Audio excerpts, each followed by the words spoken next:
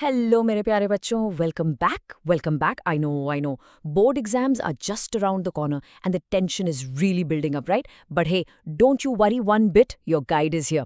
So many of you have been messaging me, sir, please make genetics easy. So you know what? Chalo, let's do it. Today, we are going to master this chapter together. You know, it's a question we've all asked ourselves at some point, hai na? You look in the mirror and think, I have my papa's smile, but my mummy's curly hair? How in the world does that happen? Well, it's not some random magic, beta. It's pure fascinating science. And the name of that science, the science that holds all these secrets, is genetics. So you ready? Let's dive in. Okay, so here's our game plan for today. First up, we're going to meet the hero of our story, the one and only Gregor Mendel. Then we'll break down his super famous experiments, step by step, nice and easy. We'll even look at a few plot twists where the rules bend a little. And of course, we'll wrap it all up with a super fast revision for your exams. Trust me, by the time we're done, this chapter is going to be right on your fingertips. All right, first things first. Who exactly was this superstar, this genius who cracked one of the biggest codes of life? Well, Gregor Mendel. He wasn't your typical scientist in a white lab coat. Nope. He was actually a monk, and a teacher, and a gardener, with a mind that was just bursting with curiosity. You can totally think of him as the original Sherlock Holmes of biology. Now, this is where it gets really, really interesting. Mendel had a secret weapon, a masterstroke that changed everything. For the very first time in history, someone thought of using maths and statistics to understand biology. I mean, think about it. Before him, scientists would just look and describe. But Mendel, he counted, he calculated, he found patterns in the numbers. That was his genius trick, and it was a complete game changer. And just look at this. Look at the dedication for 7 long years. Can you imagine? 7 years he worked patiently in his garden with thousands and thousands of pea plants. You know, this teaches us a really important lesson, Bacho. Great things take time. They take patience and hard work. It's just like your board exam prep, right? A little bit of effort every single day. That's what makes all the difference. So you might be wondering, why pea plants? Out of everything he could have studied, why peas? Was it just a lucky guess? No way. Mendel was super smart about this. He made a brilliant choice. See, pea plants were the perfect subjects.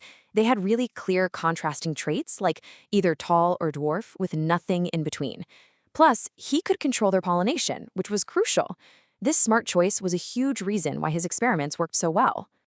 Okay, let's get into his first big experiment.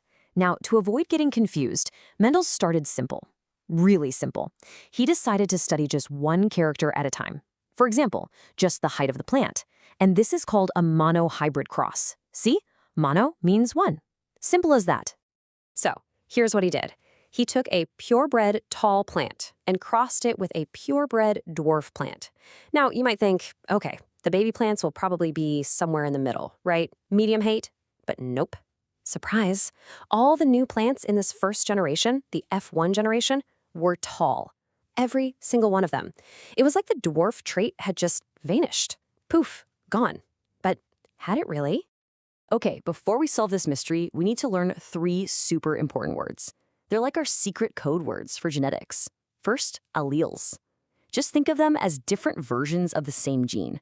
So for the height gene, there's a version for tall, which we write as a capital T, and a version for dwarf, a small t. Next, genotype.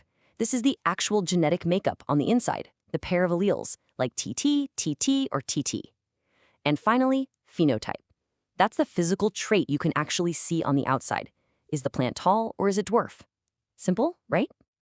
So, how did Mendel predict what was going to happen? Was he just guessing? Not at all. He used this simple but really powerful tool called a Punnett square. It's basically just a little grid, a little box that helps us map out all the possible genetic combinations for the offspring.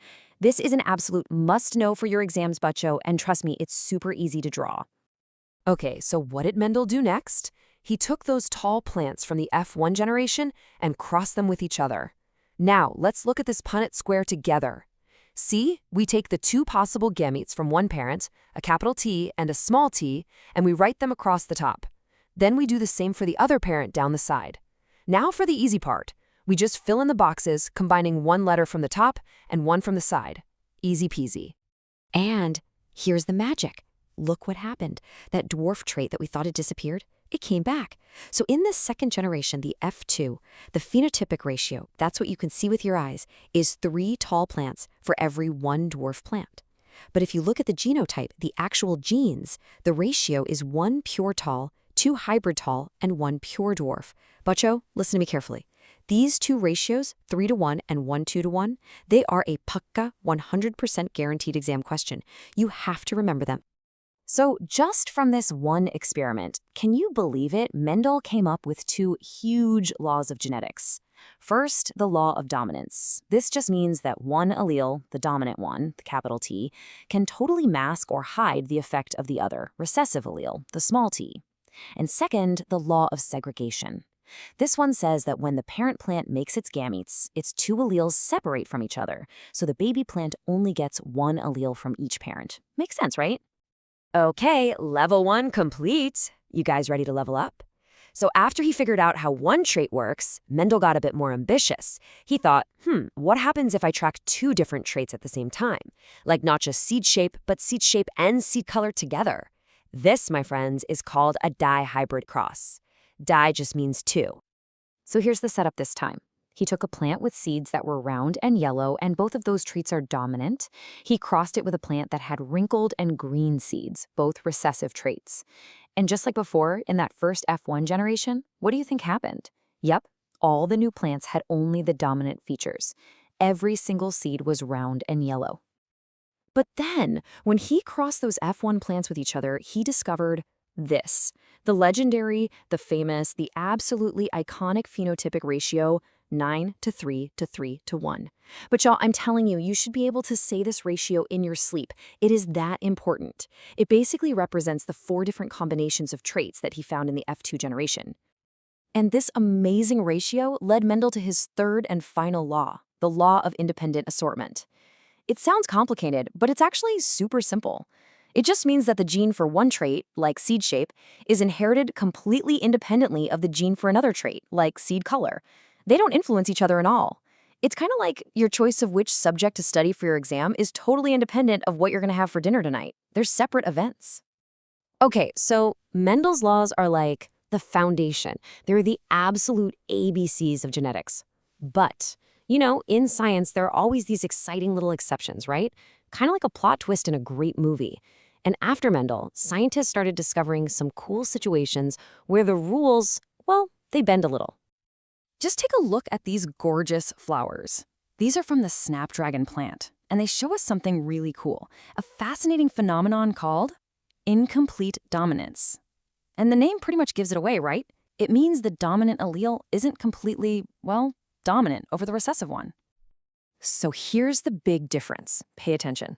Remember in the pea plants, the hybrid TT plant was tall, just like the pure TT plant? Well, in snapdragons, something else happens. When you cross a pure red flower with a pure white one, the hybrid baby plant isn't red. It's pink. It's a beautiful blend of the 2 parents. See? The rule just bent a little. And then there's one more twist. It's called codominance. The co part means together, like coworkers or cooperate. In this case, both alleles are equally powerful, and instead of blending, they both express themselves fully. The absolute best example is our own ABO blood group system. If you get the allele for A-type blood from one parent and the allele for B-type from the other, your blood type isn't A and it isn't B. It's AB. It's like both alleles decided to show up to the party and both are on full display. All right, Midishados, my lions, we are at the final stretch now. It's time for a super quick power revision of everything we've learned so you can walk into that exam hall feeling like an absolute champion, okay? Full focus, everyone. Let's do this. Okay, here they are, the 3 golden rules of Mendel that you absolutely, positively must remember. Rule number 1, the law of dominance, where the bossy allele masks the shy one. Rule number 2, the law of segregation, where the alleles say bye-bye and go into different gametes. And rule number 3, the law of independent assortment, where different traits just do their own thing. That's it. That's the core, the heart of this entire chapter. And to finish things off, here is a typical board exam question for you to practice. This is a classic dihybrid cross, just like we discussed. So what is the expected phenotypic ratio? Go ahead, pause right here, think about that magical 9-3-3-1 ratio, and try to work it out. I have full faith in you. You can do this. You've totally got this. So that's all for today, my dear students. Revise well, stay calm, and just go and rock your exams. All the very best, Butcho.